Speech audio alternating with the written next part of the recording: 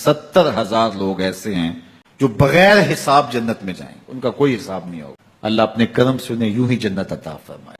صحابہ نے عرض کی یا رسول اللہ صلی اللہ علیہ وسلم وہ کون ہیں؟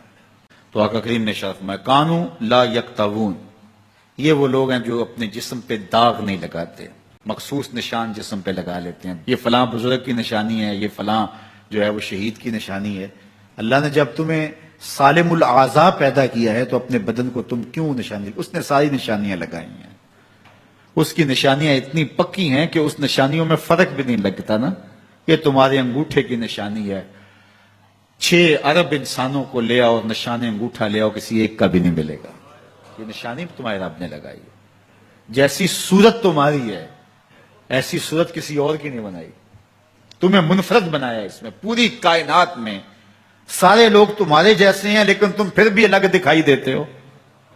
سب کی 2 آنکھیں، سب کا ناک، سب کے ہونٹ، سب کا رنگ ملتا جلتا، لیکن سب کی شکلیں الگ ہیں۔ یہ زید ہے، یہ بکر ہے، یہ عمر ہے، یہ آس ہے، یہ فلاں ہے۔ دوسرے وہ ولا یسترقون، اور وہ رکیہ نہیں کرتے، یہ چھو منتر جادو ٹونا ہر وقت عاملوں کے پاس بھاگے پھرتے ہیں، اور وہ انہیں جو ہے وہ غلط سلط ٹوٹ کے ٹونے بتاتے ہیں اور وہ کرتے رہتے ہیں۔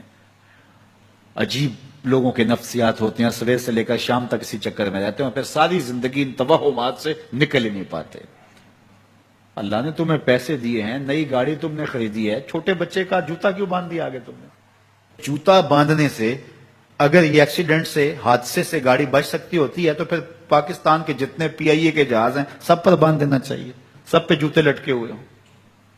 عجیب تم نے فلسفہ تراشا، کسی نے جو ہے وہ کالی رنگ کی پٹی باندھ دی نیچے، اس سے اس کو نظر نہیں لگے گی۔ گھوڑے کے پاؤں کے نیچے جو کھری لگی ہوئی ہوتی ہے کچھ لوگوں نے اپنے گھروں میں وہ باندھی ہوئی ہوتی ہیں کہ اس سے ہمارے گھر کے اندر کوئی مصیبت نہیں آئے گی، کوئی تکلیف نہیں آئے گی۔ کسی نے ہنڈیا اپنے گھر کے اوپر الٹی رکھی ہوئی ہوتی ہے، یہ ہنڈیا بچا لے گی، اور میاں ہنڈیا کیا بچائے گی تجھے؟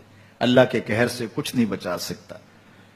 جب تمہارے اوپر کوئی مصیبت نازل ہونی ہے تو کچھ نہیں بچا سکتا۔ اگر بچنا چاہتے ہو تو پھر اللہ سے استغفار کرو، اللہ تعالیٰ کی تسبیح کرو، اللہ کی تحلیل کرو، میرے حضور پہ درود پڑھو، پھر دیکھنا کہ مصیبتیں ٹلتی ہیں یا نہیں ٹلتی ہیں۔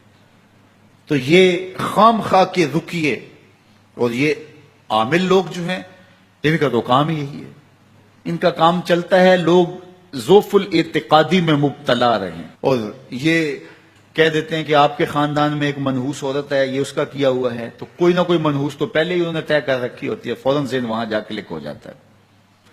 اس کا نون سے نام شروع ہوتا ہے، اس کا کاف سے نام شروع ہوتا ہے، اس کا جیم سے نام شروع ہوتا ہے، تو پورے خاندان میں کسی کا نام کاف نون یا جیم سے تو شروع ہوتا ہی ہوگا، یا دوستوں میں، تو فوراً ذہن جو ہے ادھر منتقل ہو گیا۔ اب یہ بابا جی نے بتا دیا ہے، ہاں اس نے یہ بات کی تھی، کچھ باتیں یاد آنے لگیں، اس کاف سے شروع ہونے والے نام کے ساتھ نفرت پیدا ہو گئی۔ اس بابے نے نفرت کا کاروبار کیا، اس نے تو 100 روپے 200 روپے لے لیے لیکن 2 انسانوں کے اندر نفرت ڈال دی۔ اس کا گریبان کل قیامت کے دن پکڑا جائے گا۔ ان ملنگوں کے پاس، ان ذوف الاعتقادی کو پھیلانے والوں کے پاس کبھی نہ جاؤ۔ تمہیں مصیبت پڑی ہے، تمہیں لگ رہا ہے کہ شاید میرے اوپر جادو ہے، تو پڑھو نا سورہ بقرہ، جادو جڑ سے اکھڑ جائے گا۔ 40 دن اپنے گھر میں سورہ بقرہ پڑھو، برکت ہوگی۔ کہتے ہیں مولوی صاحب 40 دن تو نہیں پڑھی جا سکتی، 2.5 پارے، ہمیں کوئی تعویذ ہی کر دیں۔ ہم شارٹ کٹ چاہتے ہیں نا، روزانہ صبح 2.5 پارے سورہ بقرہ پڑھے، یہ تو ہم سے نہیں پڑھی جائے گی، تو آپ کوئی تعویذ ہی لکھ دیں۔ کاروبار میں برکت نہیں، میں کہتا ہوں پڑھو نا سورہ واقعہ، 3 رکوع ہیں، برکت ہوگی۔ ہم کہتے ہیں ہمیں تعویذ ملنا چاہیے، بس وہ ہم گلے میں رکھ دیں، بٹوے میں رکھ لیں، پرس میں رکھ لیں، اور ہمارا کام ہو جائے، ہمیں کچھ بھی نہ پڑھنا پڑے، ہمیں وضو تک نہ کرنا پڑے، نماز نہ پڑھنی پڑے، اور برکت ہو جائے۔ ایسے برکت تو نہیں آتی۔ اس لیے چھوڑو ان کی جان، آؤ قرآن مجید پہ آؤ، آؤ سجدوں پہ آؤ، آؤ دعاؤں پہ آؤ۔ سحری کے وقت اس کی رحمتیں آواز دے رہی ہوتی ہیں، حل میں مسترزقن، ہے کوئی رزق مانگنے والا، اور تم اس وقت سوئے ہوئے ہو، سارے دن ٹھوکریں کھاتے ہو۔ آؤ نا اس وقت جھولی پھیلا کے، ہاتھ پھیلا کے کہو مالک تو جھولیاں بھر دے، تو پھر دیکھنا کبھی کمی نہیں آئے گی، عطا فرمائے گی۔